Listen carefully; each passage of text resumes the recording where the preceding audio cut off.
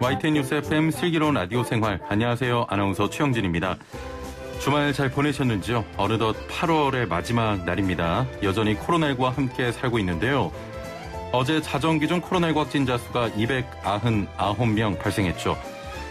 이에 따라 사회적 거리 두기를 독려하기 위해서 오늘부터 일주일간 밤 9시 이후 야간 시내버스 운행 횟수가 감축됩니다. 야간 운행이 20% 감축되면서 주말 수준으로 줄어드는데요. 사회적 거리 두기 잘 지켜주시고 또 서둘러 귀가해 주시길 바랍니다. 자, 오늘 주요 내용입니다. 극단적 선택으로 삶을 마감한 철인 3종 경기 고 최숙현 선수 사망 사건에 대한 조사 결과가 발표됐죠. 문체부의 발표에도 불구하고 과연 이 조사 결과가 최선이냐 이런 지적도 있었습니다. 일부에서 관련 내용 살펴보고요. 자, 3분여간 사전에 녹화된 영상 띄워드립니다. 보이는 라디오로 함께해 주시고요.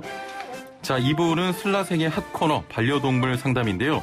자, 오늘은 고양이가 아플 때 보내는 질병 신호 어떻게 확인할 수 있는지 수의사 윤쌤과 알아보고 있습니다. 자, 오늘 0시 기준 코로나19 확진자 수가 조금 전에 발표가 됐군요. 248명이고요. 지난 19일 이후 최소 규모라고 합니다. 점점 줄어들고 있어서 다행입니다만 여전히 200명대를 넘어서고 있군요. 자, 다시 한번 사회적 거리 두기 잘 지켜주시길 바랍니다. YTN 뉴스 FM 슬기로운 라디오 생활 지금 바로 출발합니다. 네, 1부는 현장의 목소리로 생활 속 이야기 들어봅니다. 고 최숙현 선수가 폭행 등 가혹행위로 극단적 선택을 한 지 2달, 정부 차원의 특별조사 결과가 발표됐습니다. 자, 도움을 요청했지만 그 어떤 기관의 도움도 받지 못한 채 사건이 세상 밖으로 나오기까지의 정황이 다시 한번 확인이 됐는데요. 자, 하지만 좀 더 자세한 조사가 필요하다는 요구도 들려오고 있습니다. 자, 자세한 내용 살펴보죠. 시민단체로 구성된 철인 3종 선수 사망사건 공동대책위원회의 상임 공동대표 문경란 스포츠인권연구소 대표 연결돼 있습니다. 안녕하세요. 네, 안녕하세요. 예. 자, 지난 금요일이죠. 특별조사단의 조사 결과가 발표됐습니다. 7월 2일 조사단이 구성돼 약 2달 만인데요. 어떤 부분들이 조사가 된 겁니까? 네, 우선 제가 말씀드리는 거는 문체부가 내용 전체를 공개하지 않았고 예. 보도자료를 통해서 확인된 내용인데요. 그걸 예. 중심으로 말씀드리겠습니다. 대한체육회, 철인 3종협회, 경주시 체육회 이렇게 3개 기관을 대상으로 조사를 했고요. 예. 어떤 가혹행위가 있었는지 여부는 그걸 조사하기보다는 조사 대상 기관이 상담이나 보호, 선수 보호, 피해자 보호를 제대로 했는지 예. 이런 시스템이 작동했는지를 점검을 했고요. 그리고 두 번째는 이제 작년에도 조재범 사건이 터지고 난 이후에 대한체육회가 이걸 잘 이행하겠다고 인권보호 대책을 발표했어요. 예. 근데 이제 이것을 잘 이행했는지 여부. 그리고 이제 세 번째는 대한체육회의 클린 스포츠 센터, 이제 이 피해자 보호 기관인데요. 예. 이 기관이 전체 조사를 잘 하도록 관리 감독을 했는지, 운영을 잘 했는지, 이 3가지를 조사한 것 같습니다. 네. 3가지를 조사를 했고요. 네. 이번 사건을 보면은 국민의 한 사람으로서도 화가 많이 납니다. 녹음 파일 누락도 있었고, 부실 수사, 소극적인 대응도 있었는데, 국민들이 특히나 더 분노했던 부분 중에 하나가 바로 각 기관의 책임 회피 부분이었거든요. 네. 고 최숙현 선수가 사망 전에 대한체육회에 접수한 진정서가 또 제대로 전달되지 않았다고요? 그렇습니다. 맨 처음에 2월에 최 예. 선수가 철인 3종협회를 찾아가거든요. 예. 그래서 이제 폭력을 당했다고 신고를 해요. 그런데 이걸 이제 피해자가 노출이 안 되도록 익명성을 보장해줘야 되는 거 아니겠습니까? 그렇습니다. 그런데 오히려 가해자에게 이 폭행 이런 신고가 들어왔다는 걸 알려줘요. 그러니 이 가해자가 이제 폭행 사실을 부인을 하죠. 예. 그래서 아예 이제 이 최 선수의 제보를 묵살을 해버리고요. 예. 그리고 또 이후에 이제 이 최 선수가 증거 자료를 잘 확보해서 다시 신고를 합니다만은 예. 어떠한 조치도 하지 않고 대한체육회에 그냥 보내버려요. 예. 근데 이것은 경주시 체육회도 마찬가지입니다. 3월에 최 선수가 체육회를 찾아가도 아무런 조치를 하지 않고, 예. 그리고는 5월에 이제 이걸 정확히 알아요. 이런 문제가 있다는 거를. 예. 그리고도 조치하지 않고 또 다른 기관에다가 미루게 되죠. 그래서 최 선수가 여기저기 6개 기관을 다니다가 결국은 너무나 절망감에 빠져서 극단적인 선택을 하게 됩니다. 예. 네. 대한체육회, 경주시 체육회 좀 문제가 네. 커질 것을 우려해서 좀 은폐한 겁니까? 그렇다고 봐야죠. 이제 이 문제 자체를 문제로조차 인식을 했는지 여부에 대해서 의구심이 들고요. 아, 문제조차 인식을 못할 네, 수도 있었다. 네, 예. 네, 이런 문제 자체는 뭐 그 이전의 관행을 보면 대회에 나가서 좋은 성적을 내거나 예. 아니면 국가대표로서 메달을 따거나 하면 이런 인권 유린 문제는 다 덮여버리거든요. 아. 그러니까 이 문제 자체를 뭐 중요하게 여기지도 않고 예. 선수가 신고를 해도 조치를 하지 않는데 대한체육회의 클린 스포츠 센터와 스포츠 인권 센터도 큰 문제가 있어요. 예. 이번 조사를 보면 이제 최 선수가 찾아가서 이제 신고를 하면 예. 자필 신고를 하라고 신고서를 내라고 해서 신고 접수하는 데만 6일이 걸리거든요. 근데 사실 신고를 한다는 건 참 피해자가 참 힘든 일이에요. 예. 그래서 이제 보통의 경우는 진정서를 쓰지 않아도 그냥 말로만 해도 되고 예. 아니면 증거가 있으면 연락처만 남겨도 되는데 굳이 왜 이렇게 했는지 이거는 정말 피해자를 도우려고 하는 기관인지 아닌 예. 것인지 의구심조차 생기고요. 예. 가장 핵심적인 것은 이제 많은 분들이 들으셨지만 이 최 선수가 정말 무지막지한 폭력을 당하는 녹취록이 있지 않습니까? 그렇습니다. 네, 그 녹취록만 들어봐도 이 얼마나 상상하기 힘들 정도의 폭력이 가해졌는지를 알 수 있는데 예. 이런 핵심적인 증거를 증거 자료에서 누락을 시켜요. 예. 도저히 이해가 안 되는 일이죠. 그리고 예. 또 실제로 피해자를 대면 조사를 해야 하는데 단 한 차례도 하지를 않습니다. 예. 그리고는 전화를 해서 피해자에게 더 추가 증거 자료를 내놔라. 이렇게 얘기하니까 이제 최 선수가 결국은 어떤 극단적인 선택을 하게 되는 거죠. 예. 뭐 대한체육회나 경주시 체육회는 그렇다 쳐도 이 스포츠 네. 클린 센터 같은 경우는 피해자의 목소리를 좀 듣기 위해서 만들어진 기관 아닙니까? 그렇습니다. 네. 예. 자, 살펴본 내용들을 포함해서 사건 발생 이후에 언론 보도를 통해 많은 사실들이 공개가 됐습니다. 이번 조사 결과 좀 더 자세한 내용들이 밝혀졌습니까? 근데 사실은 이 조사 결과는 새로운 사실이 별로 없습니다. 예. 최 선수 사건이 이제 터지고 난 이후에 국회가 지난 7월에 청문회 등 두 차례를 열거든요. 예. 그래서 당사자들을 불러서 확인하는 과정에서 대체로 다 나온 사실이에요. 예. 그러니까 새로운 사실이 거의 없습니다. 네. 새로운 사실이 별로 없다. 네. 자, 조사 결과. 도대체 뭘 조사를 했는지 잘 모르겠습니다. 네. 자, 조사 결과에 대한 책임을 묻는 징계 방안이 발표됐거든요. 네. 이기흥 대한체육회장부터 대한철인 3종협회, 클린스포츠센터와 문화체육관광부의 전현직 체육극장 등이 대상인데 네. 공동위에서는 이 부분 어떻게 보시는지 궁금합니다. 책임을 회피한 사람들이 어느 정도는 좀 밝혀졌다고 보십니까? 저희는 거의 밝혀지지 않았다고 보는데요. 예. 이제 첫 번째 최 선수의 어떤 그런 극단적 선택을 대한체육회 회장이나 사무총장 같은 관리자들에게 예. 언제 어떻게 보고가 됐는지 그리고 이분들은 과연 그 이후에 어떤 조치를 취했는지 여부를 밝히는 것은 매우 중요합니다. 예. 만약에 보고가 되지 않았다면 보고되지 않는 그 자체도 관리 체계상의 문제가 있고요. 예. 그리고 보고가 되었는데도 실제로 아무 조치를 하지 않거나 은폐를 했다고 한다면 그것은 직무유기를 한 것이기 때문에 이에 따른 책임을 물어야 한다고 봅니다. 그런데 예. 이에 대한 사실을 밝히라고 여러 차례 요구했음에도 불구하고 이번 조사에서 그 부분을 문체부가 밝힌 바가 없습니다. 그리고 이제 또 하나 주요한 사실은 이제 최 선수가 신고를 했을 때 이제 가해자에게 알려주잖아요. 예. 그리고 이제 가해자 말만 듣고 묵살을 하잖아요. 예. 이걸 이제 문체부는 단순히 제보 사실을 누설했다 이렇게 얘기를 하는데 예. 저희는 이것이 단순한 누설이 아니라고 생각을 합니다. 예. 이는 이제 사실은 그 사이에 누누이 지적돼 왔는데 체육계 인적 카르텔이 작동한 것이다. 오래된 적폐가 여전히 남아있는 것이다. 이렇게 예. 저희는 보거든요. 네. 이 부분을 설명을 제가 조금 더 드릴까요? 예. 조금만 더 설명해 네. 주시죠.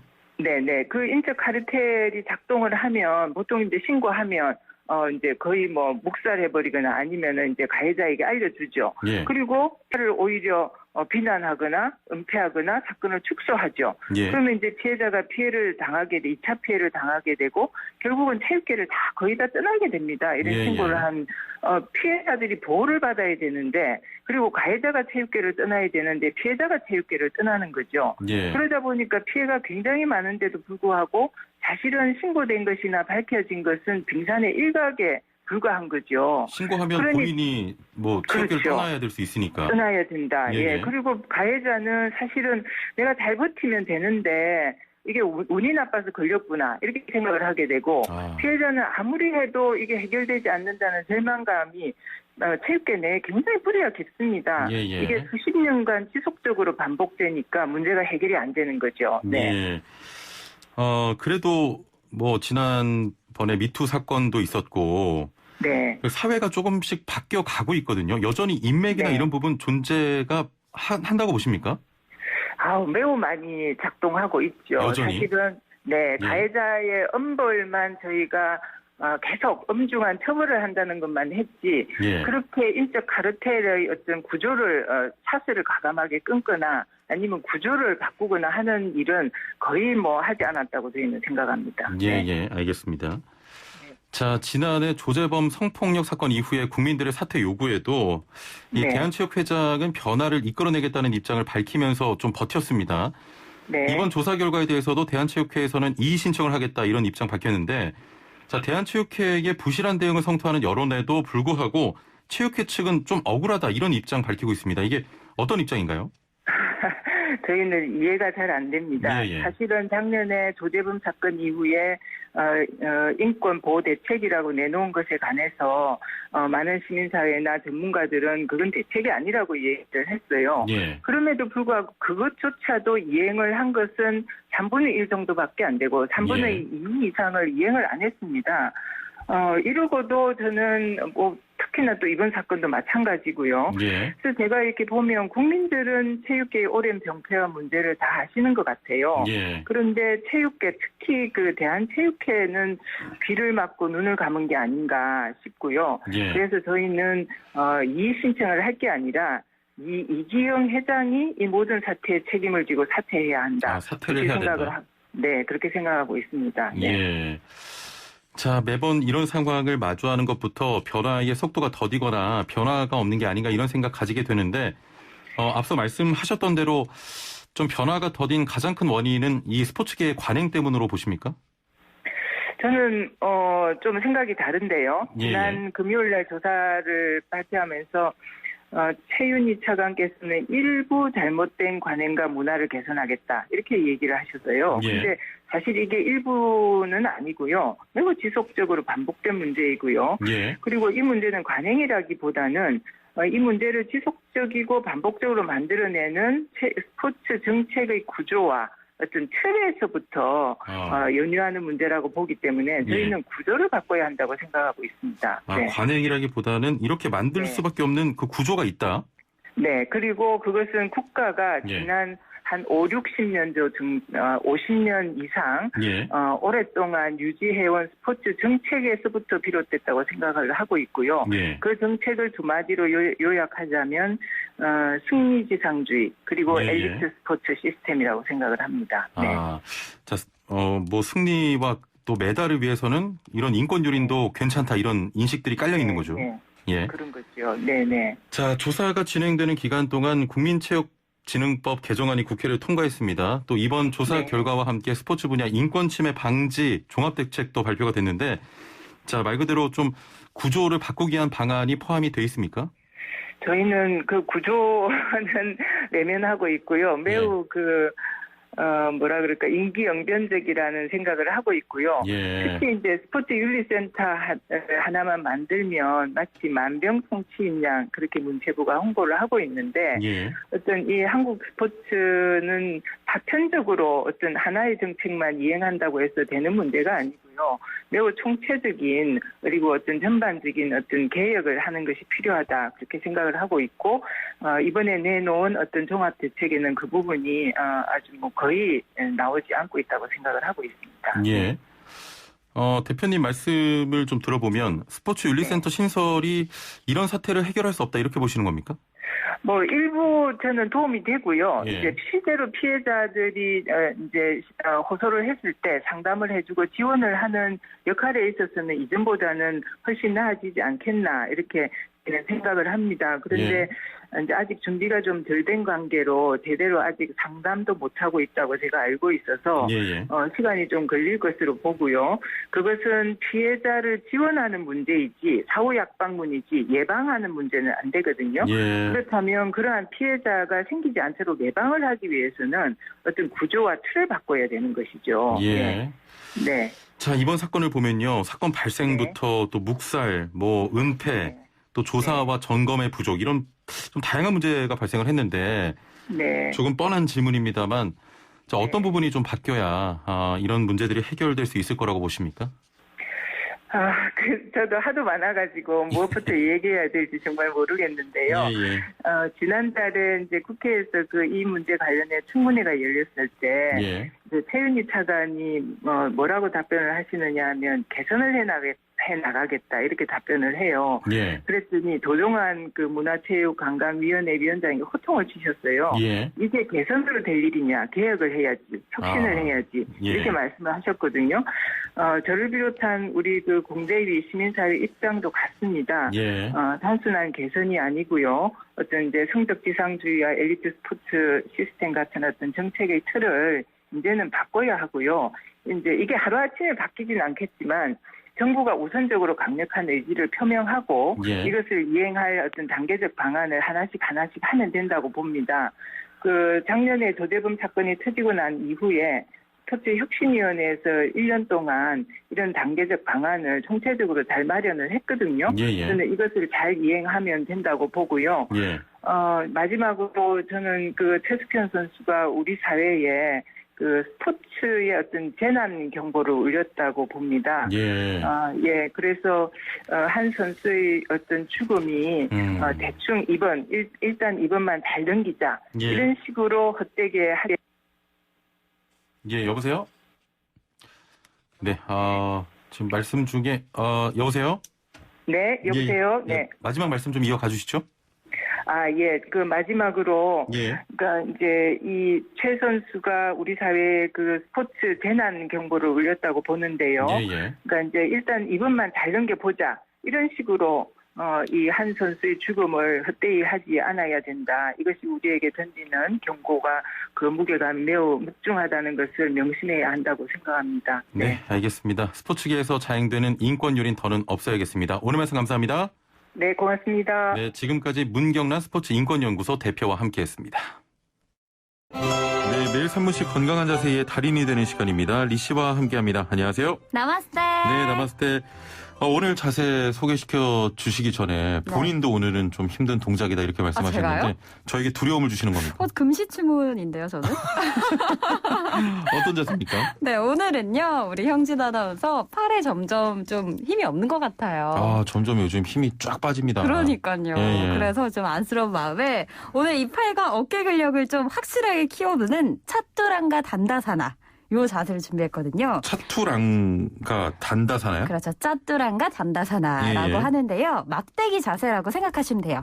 왜 여러분 플랭크 자세 아시죠? 네, 이 짜뚜랑가 단다사나가 팔꿈치를 굽히고 있는 플랭크 자세라고 생각하시면 됩니다. 우리 몸을 바닥과 평행한 막대기로 만들어 볼 거예요. 차투랑가 단다사나. 네.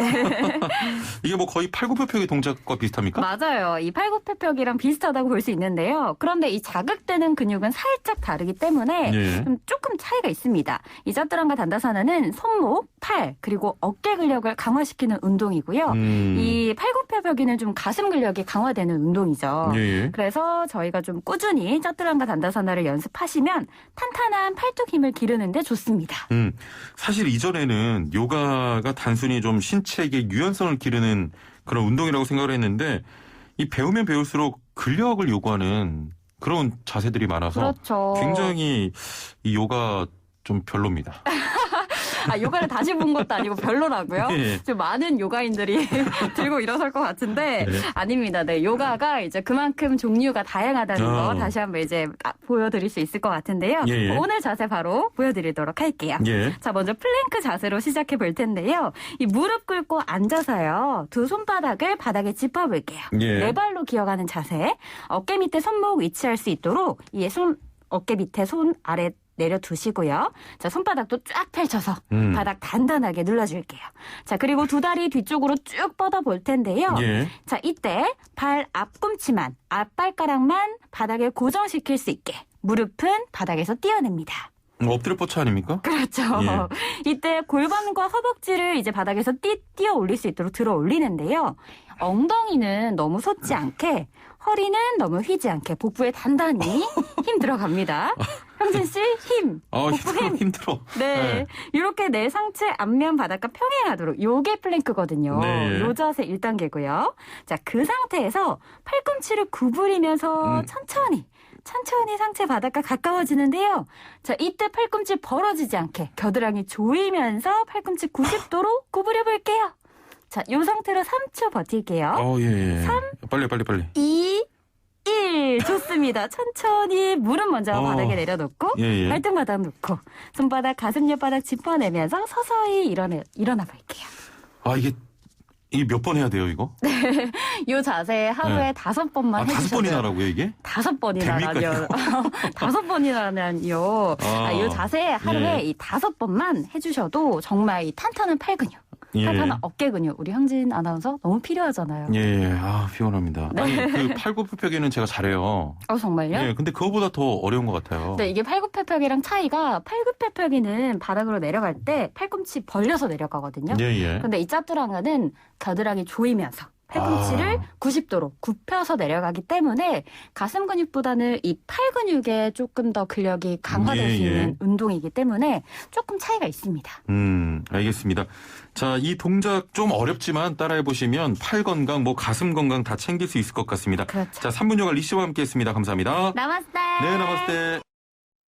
네, 2부는 반려동물 상담 준비되어 있습니다. 우리 고양이가 아플 때가 어떤 신호를 보내는지 한번 이야기 나눠보는 시간 갖도록 하고요. 반려동물 상담도 진행합니다. 이 시간 질문 많이 들어오니까요. 지금부터 서둘러 보내주시길 바랍니다. 단문 50원, 장문 100원의 유료 문자 샵 0945번으로 보내주시면 되고요. 애플리케이션 댓글창도 이용 가능합니다. 자, 빨리 서둘러 보내주시고 먼저 경기도 소식 듣고 오시죠. 네, 2부는 생활정보 소식으로 시작합니다. 오늘은 경기도 소식 준비했는데요. 코로나19 확산으로 2학기 개학도 우선 원격 수업으로 진행됩니다. 경기도가 전국 학교의 원격 수업을 지원하는데요. 자세한 내용 경기도 평생교육국의 연재찬 국장 연결해서 이야기 나눠보겠습니다. 안녕하세요. 예, 안녕하십니까. 경기도 평생교육국장 연재찬입니다. 예. 자, 경기도에서 전국 학교들의 원격 수업을 지원한다고 들었습니다. 어떤 내용인가요? 예, 경기도는 도민의 평생학습을 위해 지난 2016년부터 온라인 평생학습 서비스 지식이라는 사이트를 운영 중에 있습니다. 예. 지식은 자기개발, 외국어, 자격증, 생활취미, 부모교육 등 8개 분야 1,300여 개가 넘는 온라인 교육 콘텐츠를 무료로 제공 중인데요. 예. 올해 초 코로나19로 사상 초유의 온라인 개학이 진행되면서 전국의 많은 학교 선생님들이 저희 경기도청 담당 부서로 콘텐츠를 활용해도 되냐고 문의를 주셨습니다. 예. 그래서 저희가 저작권에 문제가 없고 선생님들이 수업에 활용할 수 있을 만한 콘텐츠들을 분야별로 골라서 총 310과정을 지원해드리게 되었습니다. 예. 자, 그럼 구체적으로 어떤 교육과정들을 지원하고 있습니까? 예, 기본적으로 청소년들을 위한 진로 직업 분야를 비롯해서 IT 기술, 인문교양, 생활취미, 4차 산업, 시민교육 등 다양한 분야의 교육을 지원하고 있습니다. 예. 저희가 상반기에 지식 콘텐츠를 활용한 교사분들에 대한 데이터 통계를 살펴보니까 가장 인기가 높았던 과정은 진로 탐색 과정이었습니다. 예. 이 과정은 현재 콘텐츠 조회수가 50만 건을 넘을 정도로 인기가 높습니다. 예. 이외에도 코로나19로 현장 수업이 어려운 생활체육, 미술, 음악 같은 예체능 분야 과정들도 많이들 이용 중이셨고요. 아이들에게 관심이 높은 1인 크리에이터 되기, 영상 촬영 편집과 같은 미디어 쪽 콘텐츠도 이용자가 많았습니다. 예, 참 분야가 다양해 보입니다. 자, 들어보니까 국어, 영어, 수학 같은 교과 과목 콘텐츠들은 아닌 것 같은데 이게 실제로 수업에 활용이 가능합니까? 예, 사실 국영수 같은 교과목 콘텐츠들은 EBS에서 많이 제공하고 있습니다. 예. 근데 학교 정규 수업에는 교과 수업만 있는 건 아니거든요. 특히 중학교의 경우 진로 탐색이라든가 체험학습, 동아리, 창의 체육 활동 같은 자유학년제 수업이 있습니다. 예. 선생님들이 말씀하시길 자유학년제 수업을 원격으로 진행하기 위한 수업 자료가 많지 않아서 어려움이 많았는데 경기도 지식 콘텐츠가 많이 도움이 되고 있다고 합니다. 예. 저희가 지난 7월에 지식 콘텐츠를 활용해서 수업을 진행한 선생님들 대상으로 설문을 진행했는데 무려 94.5%가 만족했다고 답변했습니다. 이 중 59%는 매우 만족한다고 답변했고요. 그만큼 예. 활용성이 높다고 보고 있습니다. 자, 많은 선생님들이 만족을 하고 있는 그런 콘텐츠인데 이 콘텐츠를 학교에서 수업 자료로 활용하려면 어떻게 해야 됩니까? 경기도 지식 콘텐츠 이용은 지역에 관계없이 교사라면 누구나 간단한 신청 절차를 통해 이용 가능합니다. 예. 네이버나 구글 같은 포털 사이트에서 경기도 지식이라고 검색하면 되고요. 지식 홈페이지 상단에 있는 지식 더하기 메뉴를 클릭한 뒤에 온라인 계약 콘텐츠 신청 메뉴에서 선생님이 직접 신청서를 작성해 주시면 됩니다. 예, 코로나19로 대면 수업이 힘든데요. 경기도의 온라인 교육 콘텐츠가 많은 도움이 됐으면 합니다. 오늘 말씀 감사합니다. 네, 감사합니다. 네, 지금까지 경기도 평생교육국의 연재찬 국장과 함께했습니다. 네, 매일매일 각 분야 전문가들과 함께 생활 속 다양한 궁금증 해결해 보겠습니다. 자, 반려동물과의 의사소통이 가능했으면 하는 순간 있으시죠? 그중 하나는 반려동물이 아플 때일 것 같습니다. 자, 어디가 아픈지 직접 들을 수 없으니 함께 생활하는 사람들의 주의와 관찰이 필요한데요. 특히 고양이들은 아파도 티를 내지 않아서 더욱 세심한 관찰이 필요해 보입니다. 자, 우리 집 고양이가 보내는 질병신을 어떻게 확인할 수 있는지 자세히 알아보도록 하죠. 자, 방송 들으시면서 우리 집 반려동물에 대해 궁금한 점 있는 분들 단문 50원, 장문 100원의 정보 이용료가 부과되는 샵 0945번으로 문자 보내주시고요. 애플리케이션 댓글창으로도 상담이 가능합니다. 자, 유튜브 YTN 라디오에서도 보이는 라디오로 함께하고 있습니다.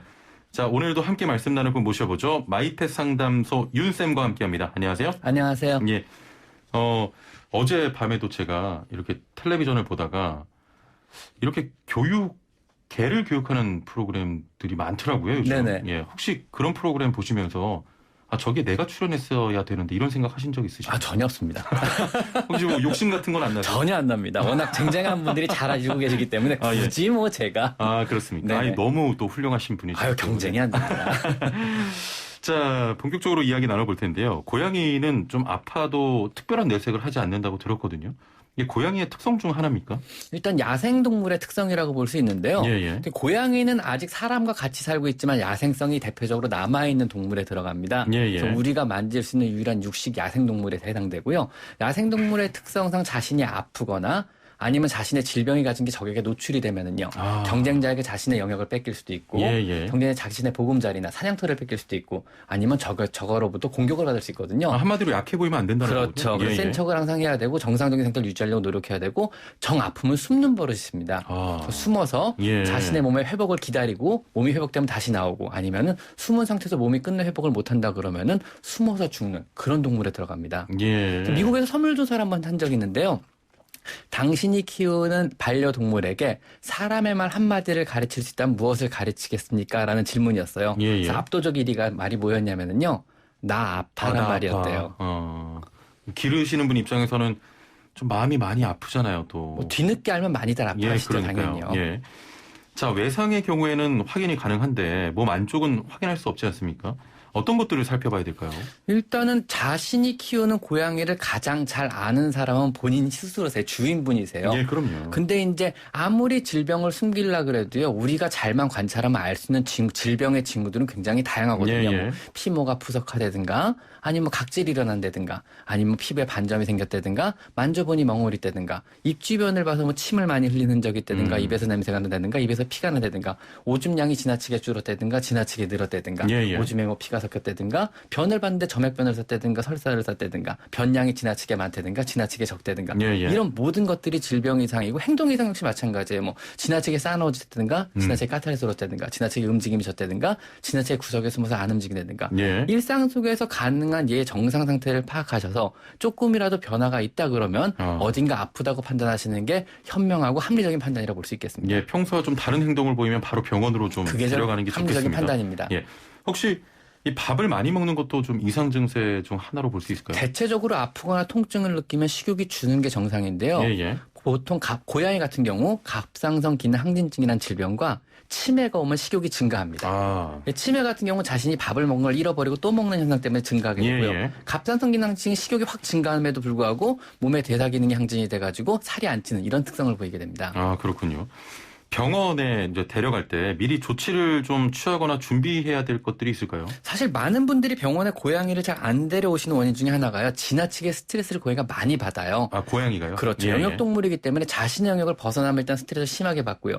병원에서의 안 좋은 기억 때문에 갔다 와서 굉장히 고생을 많이 하거든요. 그래서 보통 막 2번, 3번 생각하고 며칠 고민하다가 이제 병원에 데리고 오신 경우가 대부분이에요. 고양이가 너무 힘들어하니까는요.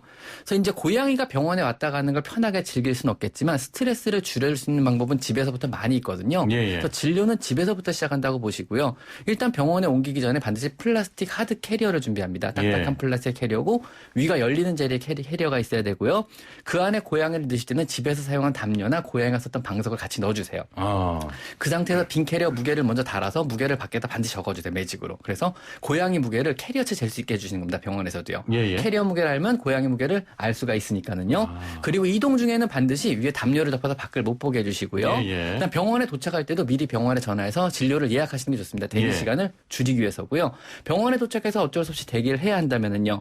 차에서 대기하시는 게 좋습니다. 병원의 시끄러운 소음이나 강아지 짖는 소리 혹은 다른 고양이 냄새를 맡아서 고양이가 흥분을 안 하는 게 좋고요. 병원에 도착해서도 진료가 되게 간편해지는 게요. 체중을 잴 필요가 없습니다. 캐리어 무게가 이미 나와 있기 때문에요. 두 번째는 캐리어 위만 열고 간단한 진료는 그 안에서 전부 다 가능하세요. 뭐 체온을 잰다든가 눈을 확인한다든가 입을 확인한다든가 간단한 주사 처치도 캐리어 밖으로 굳이 안 꺼내서 처치가 가능하거든요. 그렇군요. 그 상태에서 바로 캐리어를 덮고 다시 담요를 덮고 집으로 오면은요. 고양이 입장에선 자신의 영역을 한 번도 벗어난 적이 없는 게 되는 거예요. 왜냐하면 그 캐리어 안도 본인의 냄새가 본인의 영역이거든요. 집에 있던 물건이고요. 그럼 고양이는 아무런 스트레스 없이 굉장히 낮은 스트레스인 상태로 병원에 왔다가 편안하게 진료를 받고 다시 집으로 갈 수 있는 이런 상태가 되거든요. 의외로 간단하군요. 의외로 흥분만 중간에 안 하면 간단하고요. 만약에 자신의 고양이가 되게 흥분을 잘하는 혼양이라 그러죠. 잘 화를 내는 이런 종류의 고양이라 그러면요. 집에서부터 이제 플라워 에센스 제제죠. 배치 플라워, 레스큐 레메디 같은 거 입에 2방울 정도 떨어뜨리시면 굉장히 효과가 좋고 출발하기 전에. 아니면 집에서 펠리웨이 스프레이 같은 어떤 페로몬 제제를 고양이 몸에 뿌리고 시작해도 괜찮고요. 뭐 그거 외에도 평소에 질캔 같은 어떤 영양제를 부지런히 먹여서 고양이의 흥분도를 평소에 낮추고 이런 것들이 굉장히 많은 도움이 될 수 있습니다. 이 말씀이 좀 인상 깊네요. 진료는 집에서부터 시작됩니다. 진료는 집에서부터 시작되는 겁니다. 알겠습니다.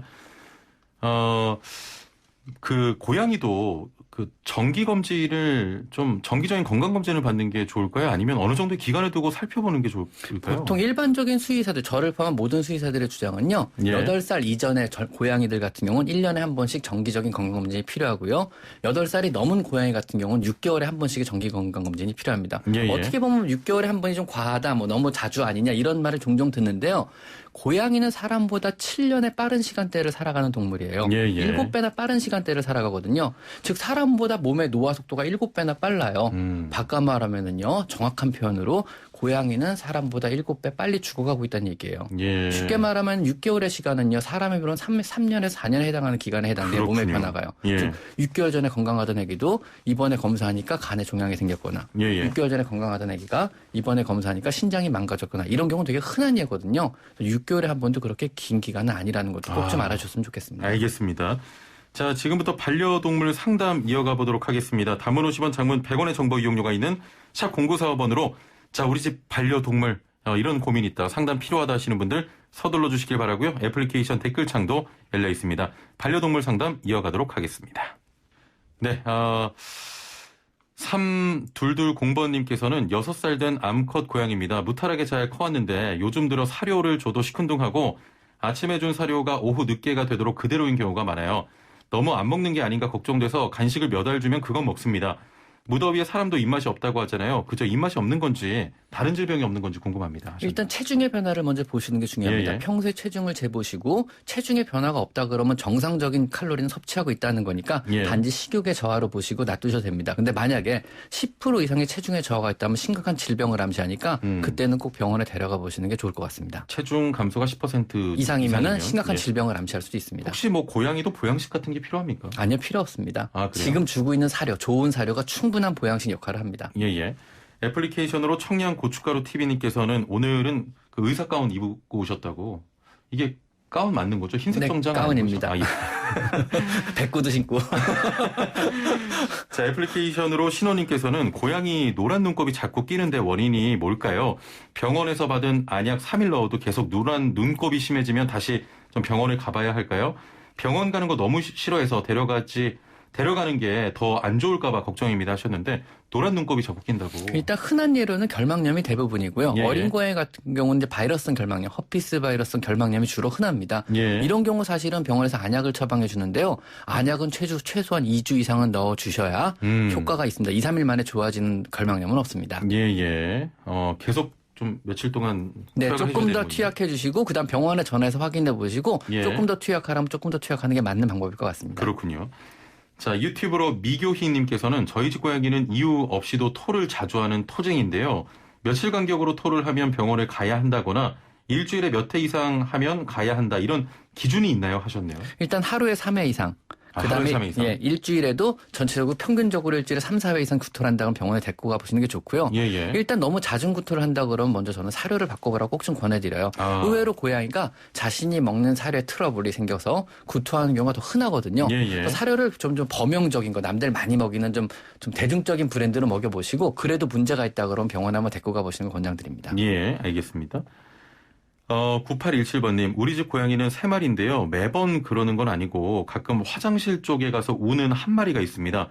제가 직장인이라 집에 저녁에 들어가서 정확히는 모르겠는데 뭔가 일 보는데 어려움이 있는 걸까요? 이 냥이가 물도 잘 안 마시는 편이고 비만입니다. 신장에 문제가 있으면 화장실 앞에서 고통스러워 한다는데 걱정입니다. 또 새냥이다 보니까 제가 급식을 하지만 제가 직장 가 있는 사이에 그 비만 양이 다른 양 것까지 먹는 것 같아요. 어떻게 다이어트를 할까요? 그리고 하루 급식은 종이컵으로 한 컵에 사려면 될까요? 하셨네요. 질문이 좀 많은데 화장실 앞에서 일단 운다고 합니다. 화장실 앞에서 우는 게 이제 소변을 보는 중에 우는 경우 대부분은 이제 배뇨가 장애가 와서 그런 거거든요. 근데 그런 경우는 병원 가서 검사를 해보고 치료를 반드시 받아야 됩니다. 즉 오줌을 싸는데 아픈 거죠, 얘는요. 그래서 우는 거고 오줌 싸는데 통증이 있다는 얘기는 어딘가 문제가 있다는 얘기거든요. 그런 경우 꼭 병원에 가보셔야 되는 거 맞고요. 그다음에 이제 비만한 양이들 다이어트는 되게 큰 문제 중에 하나 비만하면 여러 가지 질병들이 많이 같이 생기거든요. 근데 여러 마리 키우면 사실은 이 컨트롤이 쉽지가 않아요. 얘만 특별하게 양을 적게 줄 수 없잖아요. 이럴 땐 밥을 따로따로 주시는 수밖에 없어요. 식사 시간만큼은 얘를 방으로 옮겨서 정해진 식사만 급여하고 나머지 애들이 먹으면 그 다음에 꺼내주시는 거죠. 어차피 체중 감소는 칼로리로 조절하는 수밖에 없고 운동으로는 절대 해결이 안 되거든요. 약으로도 해결이 안 되고요. 결국 칼로리로 조정하려면 조금 주시는 수밖에 없거든요. 다른 애 걸 훔쳐먹거나 간식을 먹는다면 칼로리 조절이 안 되고요. 그럼 결국은 다이어트에 실패할 수밖에 없거든요. 그래서 얘는 따로 밥을 급여하시는 수밖에 없습니다. 그거는요.